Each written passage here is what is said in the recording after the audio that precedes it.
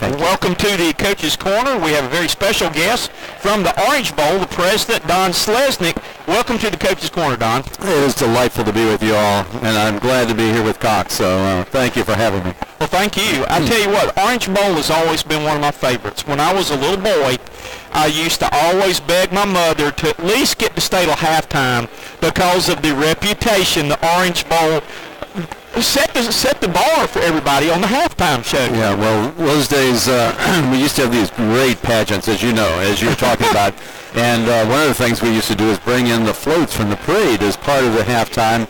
And unfortunately, the way into the Dolphin Stadium now, into the Hard Rock Stadium, you can't get the floats in.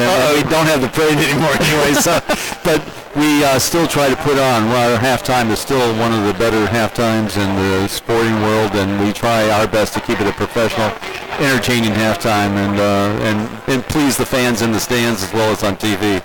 So, but I was I go back long before you, but I still have a picture of myself in the Miami Senior High Band on the field in the halftime of the 1959 Orange Bowl game. So. I was 1 year old then, so I'll confess. Well, I was very young for high school, by the way. There you go. You were, yeah. But, again, I've always liked the Orange Bowl. I think it's a great bowl you put on, though. But tell us a little bit about this year's bowl and about what's going on with the Orange Bowl right now. Well, of course, starting with last year's game, we had just an incredible game with FSU and Michigan. Excitement in the stands, excitement for TV fans. And as we finished that game, we immediately turned around and started working on next year's game. Now, as you know, we don't pick the teams anymore. It's a formulaic approach, and of course the committee in Texas does that for us at the CFP. But we prepare from the first day of the year on, and this year we're on 30th of December. It's a Saturday night, 8 o'clock. It's a great time slot. We're not up against anybody. We're on a Saturday for the people in the town traveling to the stadium. It's a perfect day to get to the stadium, and for people at home, it's a good way to warm up for New Year's Eve the next night. This is a traditional Orange Bowl this year. We won't get the playoffs until a year away, so we will have the ACC champion or replacement ACC team if the champion goes to the playoffs, and then it will be against the highest ranked available team from the Big Ten, the SEC or Notre Dame.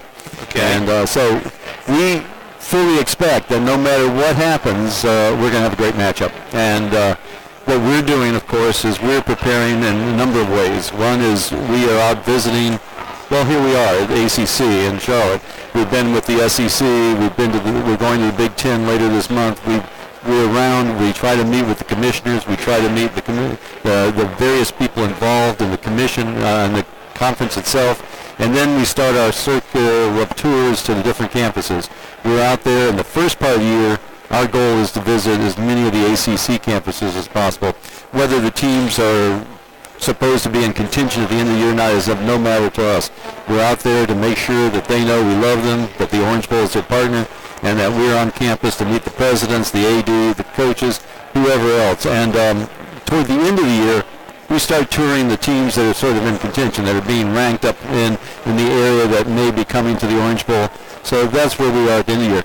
But people say, what do you go out there for? You don't pick the teams anymore? Well, to us, the relationships are critical. And to us, if we're going to support universities and college football and students and academics, we support all, we need to be seen, we need to be out there, we need to show our love. So that's what we do. And again, that's what the Orange Bowl is on my bucket list. That when Clemson played there several years ago, that we actually covered in Clemson and do their games. So I had a conflict and couldn't come and was very disappointed. I was looking forward to it. We got a seat waiting for you this year. I got to get down there. I got to make it back. One of the other things we are doing and we're working on is I just met with the chairs of different committees. We have a number of committees within the committee, and we're already starting to talk about what are we going to do during bowl week to entertain the young athletes outside their practice schedule. I mean, this is for them. This is an experience that we want them never to forget. So not only the game experience, but the experience in Miami. So we work out an entire week of programming for the athletes. We work out a week of programming for the administration, for the coaches, and so forth. We try to make sure that when people leave Miami, they say kind of what you've just said, is that this is a place deep in my heart, and I want to be back here again someday, and I want to come back. And and we want to make sure we show them all the hospitality. Some people don't consider Miami in the South, but we want to show them Southern hospitality the best we can. And so we're working on all those things. The coaches' luncheon, the Rhapsody party that comes before the bowl game, and the pre-game parties and the post-game parties and so forth. And it's a big week for everyone. And our families, it's kind of funny. Our families, our kids grew up thinking that the color of Christmas is orange. Because that's our week, and so we barely get through taking presents off from under the tree when everybody turns to orange, and there we are for the rest of the week. And so all of our families have grown up around that, and it's a family event. It's a family affair, and we're all committed. What are some of the favorite things that you've done that the teams have really enjoyed doing when they've come down during the bowl week? Well, last year we actually took the families out into the Everglades.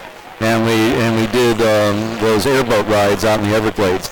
We always try to make sure that the young people get out to the beach, and that they get to see the beach, and they get to do all the water sports. We'll give them a day at the beach where we bring in all the different water things that they can ride around on and do the different things, and try to keep it safe, of course. And the coaches want to make sure of that.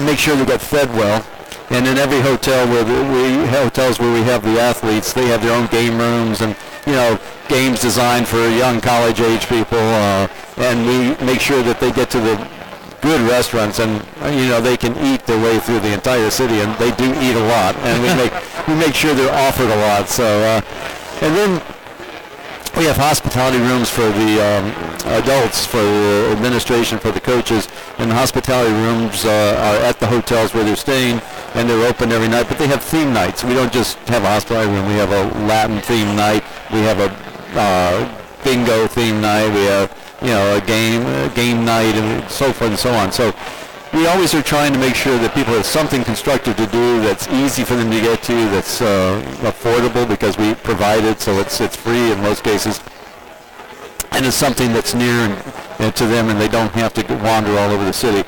But we get the athletic directors out to a really nice place for dinner. We get the coaches out one night for the dinner, their whole staff out, and so forth. So I have to tell you, there's no free time. There's lots of things to do, and we keep them busy every day. How many times have you had to go bail out the media that have enjoyed Miami Beach a little bit too much down there? You know what?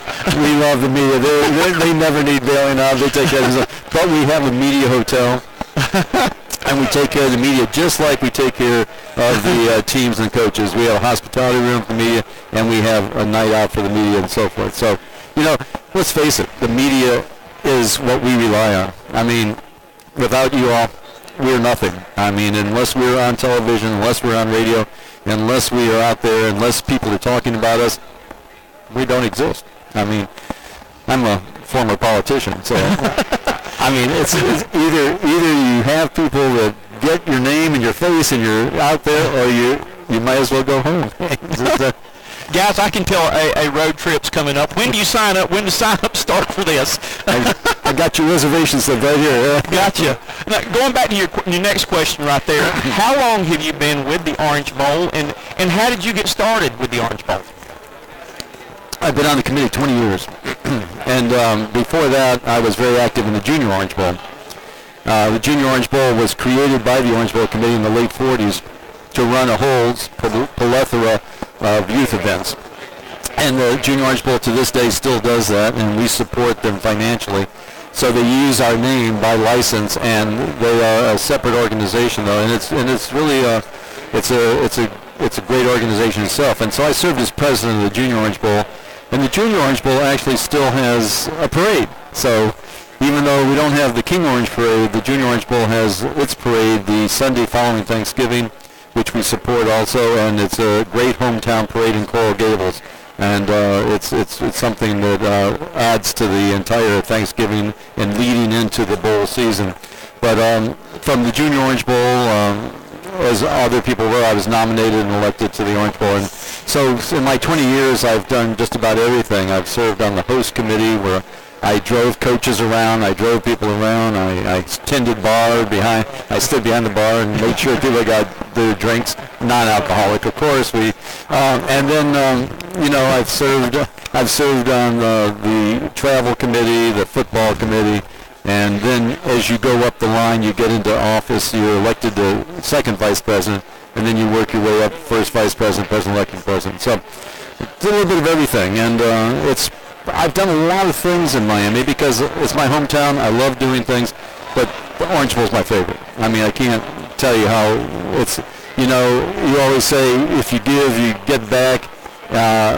Orange Bowl is always giving back. So I thought you were going to come up with this story and tell me how your band playing ability back in 1959 that stood out in their mind and they brought you back because you played a mean instrument in the band. Actually, that's the true story. I just don't want to say it because it sounds so corny. But no, I don't know that anybody remembers that, and I haven't had my saxophone out for a long time. But Bill Clinton almost made me reinvigorate my saxophone playing, but it never happened. So it still sits in the closet. Well, I'm going to put in a request that you be a part of the halftime show, playing the saxophone. You know what? Can we arrange that? Actually, that's an idea that I have not broached yet, and I'm not sure that it'll be widely received. That's it. But that's a great idea. The President Orange Bowl marching down the field with a saxophone. That's the one-man band.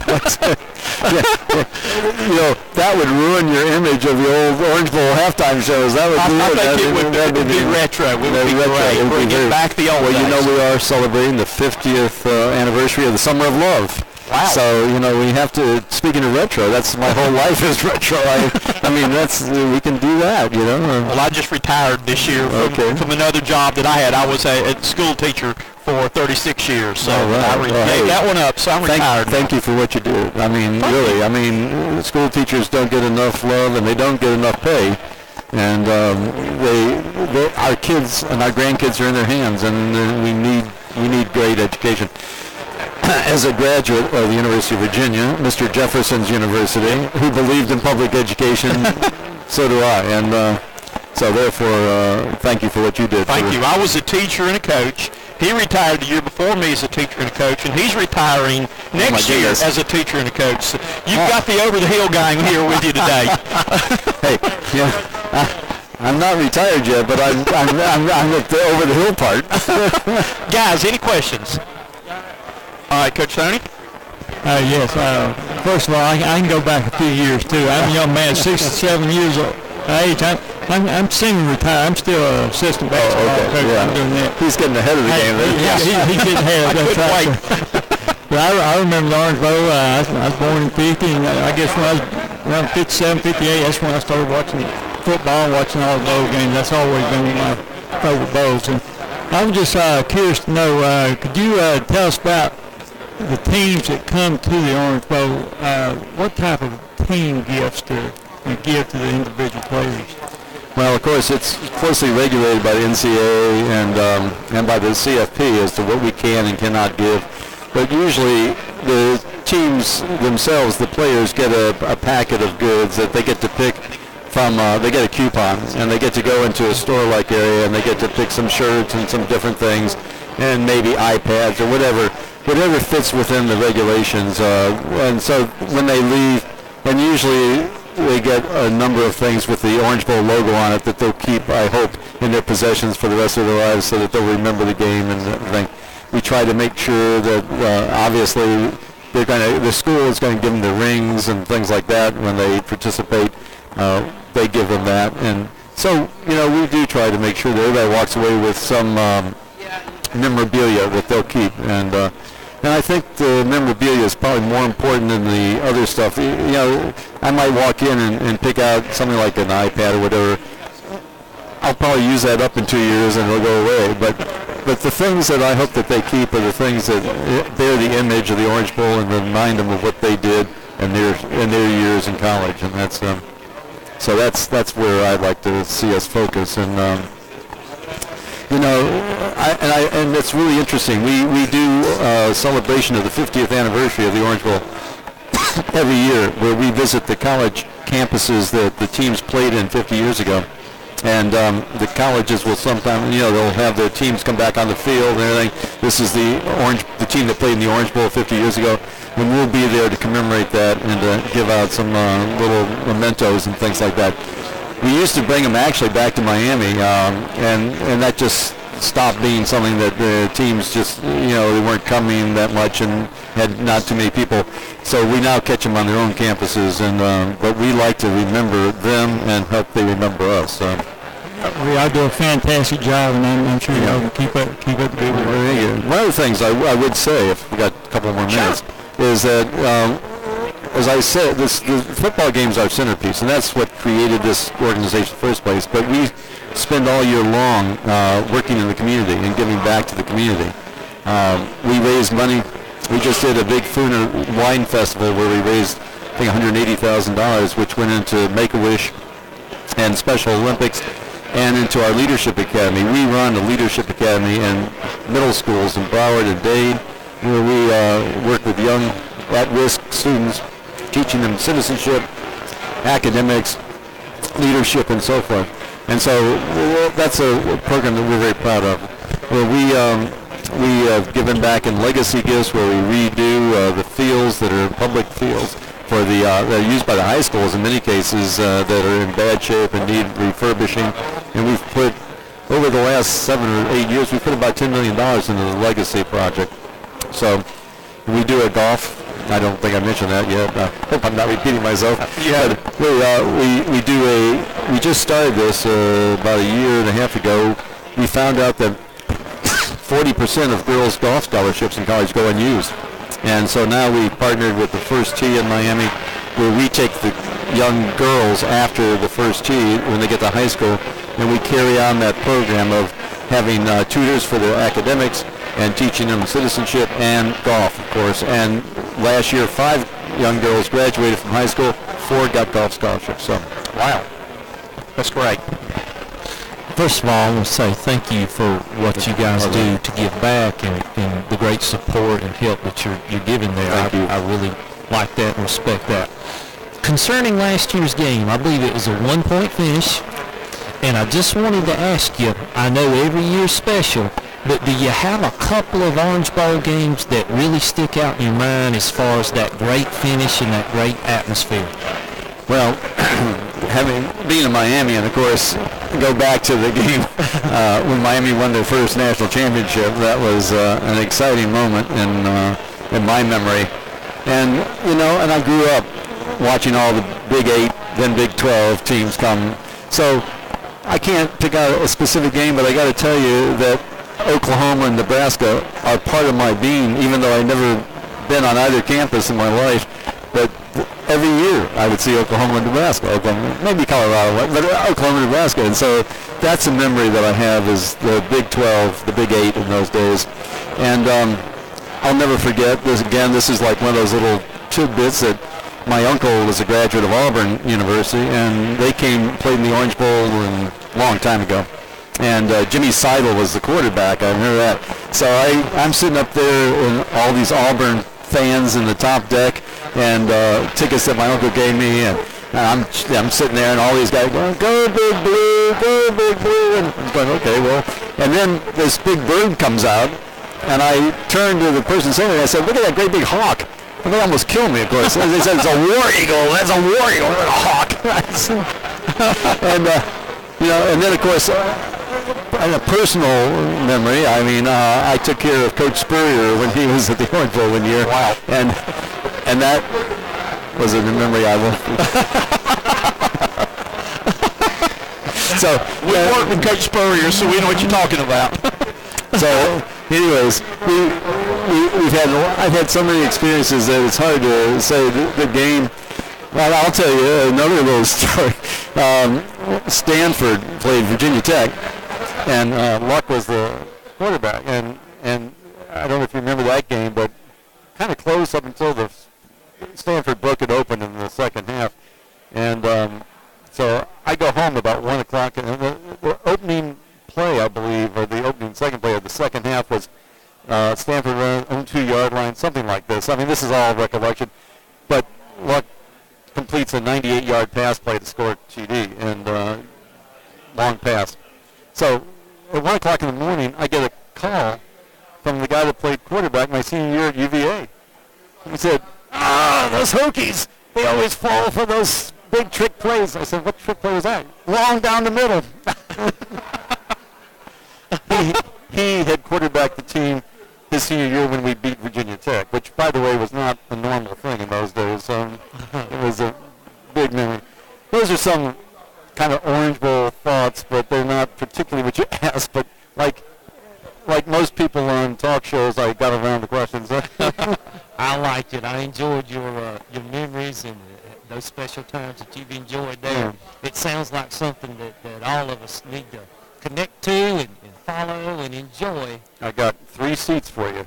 They're warmed up and ready. We'll get the car warmed up. Did you ever get tired of the Boomer Sooner running around and killing the grass on the field?